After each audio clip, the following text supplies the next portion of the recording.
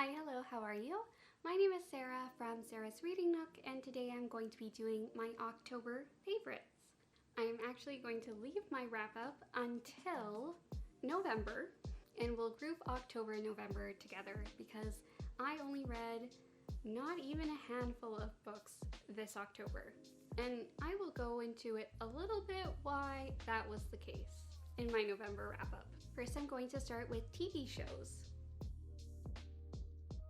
So this month, my favorite Netflix show has been, of course, The Chilling Adventures of Sabrina.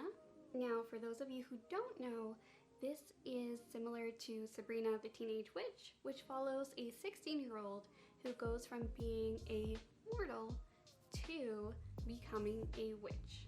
It is based off of an Archie Comics book and series, and was later adapted into many different avenues, such as a cartoon, a movie, actually several movies, and also a 90s TV show called Sabrina the Teenage Witch. The Chilling Adventures of Sabrina has an aesthetic that at first glance might look similar to the 60s style. It looks similar to the old school Sabrina with the white hair, short bob, and black headband.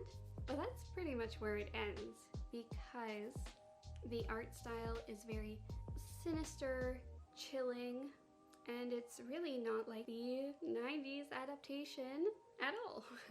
But I do really enjoy it and love to watch it around this time of year. I believe that there will be a season 4 in January, and of course I will be watching that then. Next I have The Haunting of Bly Manor. This is a story of a haunted house. And it's actually season 2 of The Haunting of Hill House, which I also really enjoyed. Bly Manor, though, was new this year. An American woman goes to England, to Bly Manor, to care for children, and she ends up being hired as a, I believe, teacher for the children that live at Bly Manor. The posting for this job was posted quite a while ago, and no one was filling it. And you do learn that there have been some mysterious events that have happened at the manor. I enjoyed it quite a bit and definitely recommend it. For books, my favorite book of the month was Mexican Gothic by Silvia Moreno Garcia. Now, this is a Top Shelf Society book club pick where we talked about this at length, really at length. But it has just such a good gothic, atmospheric feeling throughout the book, and it was really fascinating to read. I do have a blog showing my reading experience of it. At times, it was a little much to read, but all in all, I loved it, and I feel like next October I'm going to read it, and will probably read it again and again. I do want to give a warning though, if you do not like horror, you may want to skip from this book. My next favorite, of course, was my decor, my little white fall pumpkins, as well as the fairy lights. I think the fairy lights will be present during my Christmas decor, so look forward to that in the future. I just love the little white pumpkins so much. They are just so adorable, and I love having them around the house. And it's also a way to have a white aesthetic if that's what you are interested in. For food, I am a huge fan of vegan donuts. We do have a vegan bakery nearby, but there are actually many choices in the city that I live where I can have vegan treats. Funny enough, I really like the birthday cake one, and just all of the different fall vegan donuts.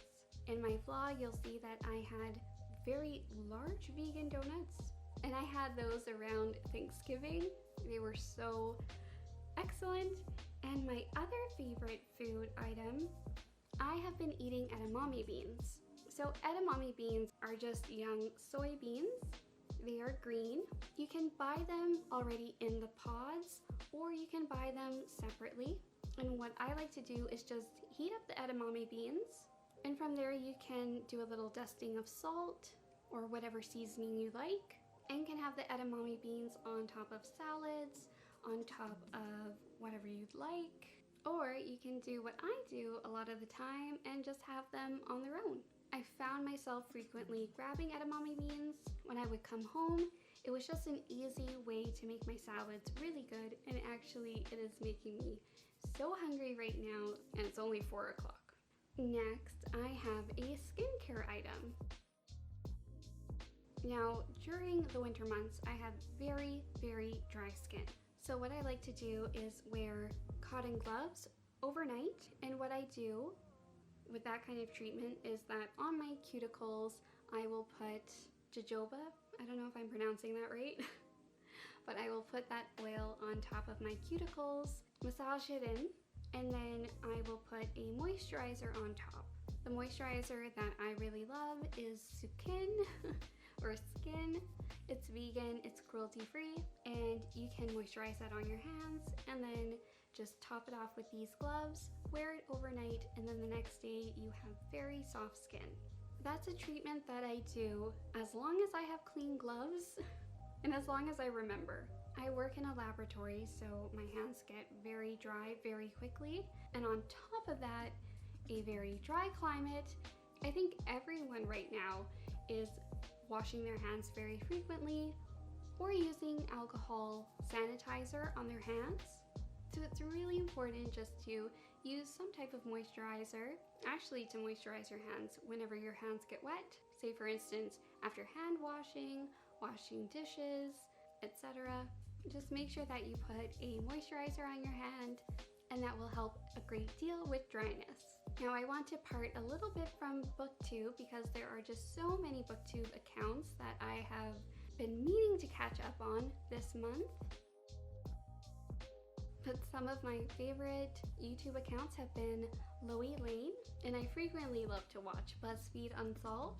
So Loey Lane is a YouTuber, and she has so many videos on haunted houses, on all the spooky things. She is teamed up with ghost hunters, I believe, and she is just a perfect person to watch during this time of year. I find that she does a lot of research into her videos, and I definitely appreciate that. And there's always creepy music in the background, and I like it. BuzzFeed Unsolved goes over paranormal and also true crime stories. Of course, those are well researched. They have a great production team, and the two hosts are hilarious because one of them, Shane, he is a huge skeptic, and Ryan believes just about everything. So I love seeing them go head to head. And I'm going to wrap up talking about my favorite bath products.